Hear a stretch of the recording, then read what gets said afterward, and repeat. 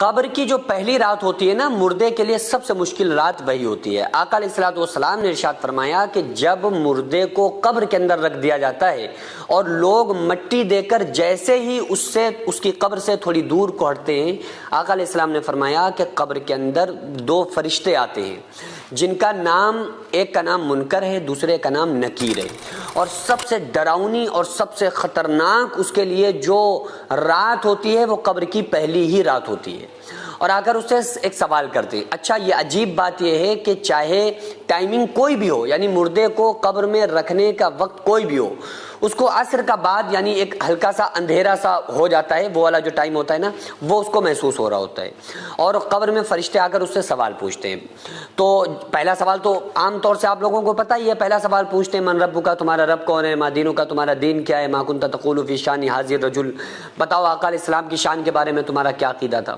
تو اس وقت جو قبر کے اندر مردے کو ایسے ہی اس کی روح کو اس کی باڈی کے اندر لوٹایا جاتا ہے، یعنی کہ ایسا نہیں ہوتا ہے کہ وہ اس کی روح کہیں چلی گئی اب اس سے سوال و جواب ہو رہے ہیں، نہیں نہیں نہیں، قبر میں اس کی باڈی کے اندر، اس کے جسم کے اندر اس کی روح کو واپس لوٹایا جاتا ہے، اور اس کے جسم کے اندر روح کو لوٹا کے اس سے پھر سوال و جواب پوچھے جاتے ہیں، اس سے اللہ کے بارے میں، دین کے بارے میں اور آقا علیہ السلام کی شان کے بارے میں اس سے سوال ہوتے ہیں۔ آقا علیہ السلام نے ارشاد فرمایا کہ قبر مردے کو اس طرح دباتی ہے کہ پسلیاں ایک دوسرے میں گھس جاتی ہیں۔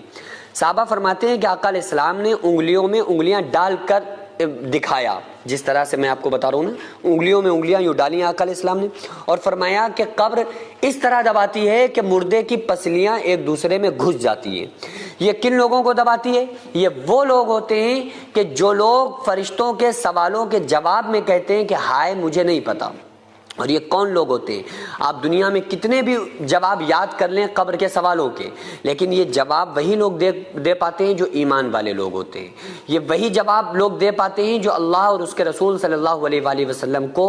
راضی کر کے دنیا میں زندگی کو گزارتے ہیں۔ آقا علیہ السلام نے یہ بھی فرمایا جب نیک بندہ سوالوں کے جواب دے دیتا ہے نا، تو مردے کے لیے اس کی جو قبر ہوتی ہے پھر وہ 4 فٹ کی نہیں ہوتی ہے، 6 فٹ کی۔ آقا علیہ السلام نے فرمایا مردے کی جہاں تک نگاہ جاتی ہے